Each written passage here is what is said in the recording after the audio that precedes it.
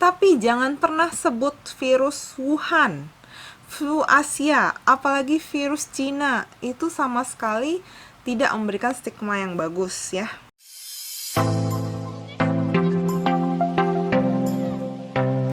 Hello, back with me Dr. Mira Mustika, dan sekarang aku mau mengajak teman-teman yuk stop stigma sosial dalam masyarakat. Kenapa aku merasa bahwa membahas tentang stigma sosial dalam masyarakat ini begitu penting? Karena dari Organisasi Kesehatan Dunia sendiri, atau teman-teman kalau pernah dengar istilah WHO, World Health Organization, dari PBB, itu juga sudah menyerukan agar kita menghentikan semua stigma sosial yang terkait dengan COVID-19 ini. Dikutip dari pernyataan Dr. Tedros Adhanom Ghebreyesus, yaitu yang merupakan seorang Direktur Jenderal WHO, beliau menyatakan bahwa sejujurnya stigma sosial itu bahkan lebih berbahaya dari virusnya sendiri. Kenapa? Dikutip dari pernyataan Dr. Tedros Adhanom Ghebreyesus yang merupakan seorang Direktur Jenderal WHO, beliau menyatakan bahwa sejujurnya stigma sosial itu bahkan lebih berbahaya daripada virus itu sendiri. Stigma merupakan musuh yang sangat berbahaya. Kalau teman-teman ingat, kita flashback dulu ke awal ketika virus corona atau COVID-19 ini baru banget masuk ke Indonesia. Aku ingat waktu itu ada 2 orang di Depok yang terdeteksi positif COVID-19. Nah, semua orang berlomba-lomba untuk mencari tahu dan bahkan sampai mengumumkannya ke publik siapakah 2 orang tersebut yang terinfeksi COVID-19. Dan kalau kita pelajari lebih lanjut, ternyata karena kejadian ini, kedua korban atau 2 orang pasien ini malah mengalami stres atau mungkin sampai tahap depresi karena mereka mendapatkan stigma sosial dari masyarakat yang bahkan karena mereka berprofesi sebagai penari sampai profesi mereka pun terbawa-bawa dan dikatakan merupakan suatu hal yang negatif. Padahal kan gak ada hubungannya sebenarnya, dan walaupun memang ada hubungannya, itu tidak pantas karena sudah mengenai sampai ke jiwa atau mental dari pasien tersebut. Nah, maka dari itu, ayo kita hentikan stigma sosial ini. Bagaimana caranya? Aku ada sedikit tips untuk teman-teman bagaimana kita menghentikan stigma sosial itu. Cara yang pertama adalah pakai atau sebut namanya dengan benar, yaitu COVID-19. Ini sudah disahkan atau sudah dilegalkan dari WHO bahwa nama virus ini adalah COVID-19, nama penyakitnya. Atau bisa juga teman-teman sebut virus SARS-CoV-2, itu merupakan nama jenisnya, atau virus corona boleh. Tapi jangan pernah sebut virus Wuhan, flu Asia, apalagi virus Cina. Itu sama sekali tidak memberikan stigma yang bagus ya. Bahkan oleh Presiden Amerika sendiri, Donald Trump, sempat menyebut ini merupakan Chinese virus, dan itu dikecam oleh banyak pihak karena sudah mendiskreditkan suatu ras tertentu. Tips yang kedua adalah jangan pernah menghakimi seseorang sebagai penular atau penyebab dari COVID-19 ini. Contohnya, aku dengar ada misalnya suatu kejadian toko A, pemilik toko beserta karyawannya dikatakan bahwa mereka positif COVID-19. Serta-merta seluruh tetangga di kawasan pertokoan tersebut sampai menghakimi toko ini merupakan penyebar, penular, pembawa masalah di kawasan pertokoan itu, sehingga mereka harus mengisolasi diri atau tidak bisa membuka tokonya dan sebagainya. Jangan pernah menghakimi negatif orang-orang yang positif COVID-19 ini.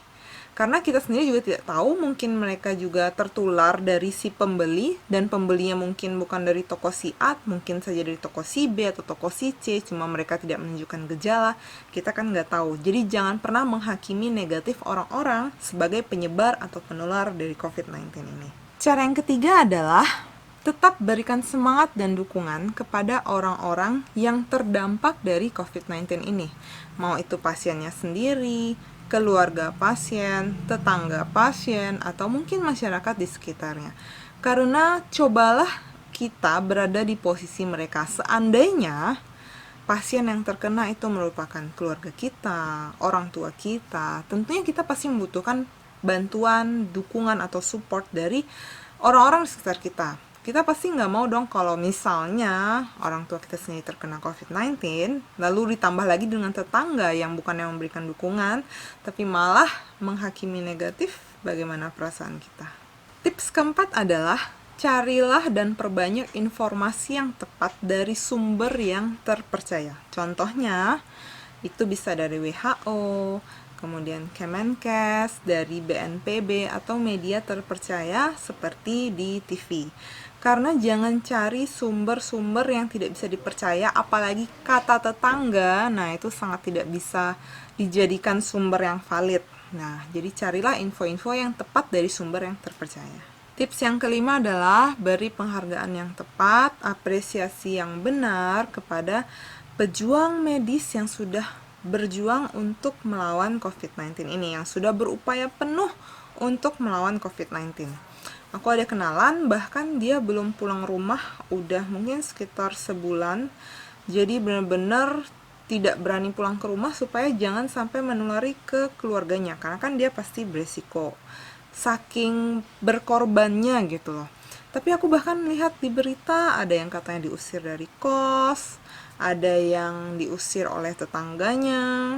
Ya padahal kan belum tentu satu tetanggaan sering ketemu atau ngobrol, bisa saja beda rumah, ya udah nggak usah ngobrol kalau misalnya nggak mau beresiko. Cuma kan menurut aku kalau sampai diusir itu sebenarnya kurang manusiawi ya, dimana dia sendiri juga sudah berjuang untuk melawan COVID-19 ini.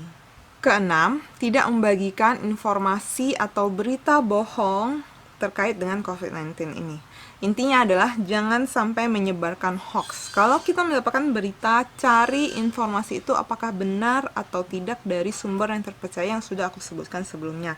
Jangan serta-merta kita mendapatkan WhatsApp, ini lebih sering terjadi di grup-grup WhatsApp ya. Kita dapat berita yang nggak tahu kebenarannya, kemudian langsung main forward sebar tanpa kita tahu itu benar atau enggak. Contohnya nih, misalnya aku orang awam, kemudian aku bikin virus corona bisa disembuhkan, sudah ditemukan obatnya. Kemudian aku ketik tanpa dibikin sumber, tanpa foto aku, cuma main ngetik aja, lalu aku forward ke semua grup.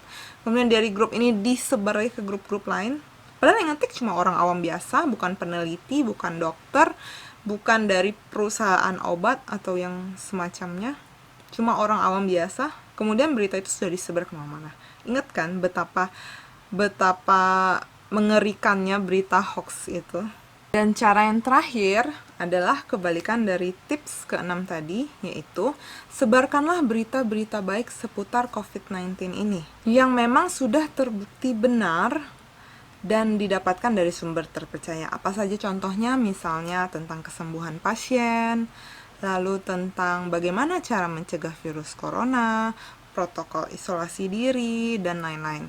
Nah, jadi daripada kita menyebar hoax, lebih baik kita menyebarkan berita-berita positif yang memang sudah terbukti benar. Itu justru akan meningkatkan ambience, kayak suasana positif, lingkungan yang positif, aura positif di sekitar kita semua. Dan kalau teman-teman mau, juga boleh di-share video-video aku sebelumnya. Semua yang terkait dengan COVID-19 itu boleh di-share, ya sekalian promosi juga. Teman-teman boleh share juga video ini, karena ini justru aku harap bisa membantu semuanya untuk men-stop stigma negatif yang sudah banyak beredar akhir-akhir ini. Aku sangat menyayangkan hal itu. Jadi share video ini, share juga video-video aku sebelumnya kalau teman-teman merasa itu merupakan suatu kebaikan yang patut untuk dibagikan. Jangan lupa di like, di subscribe juga, nyalakan loncengnya supaya nggak ketinggalan video-video baru aku. And see you! Bye!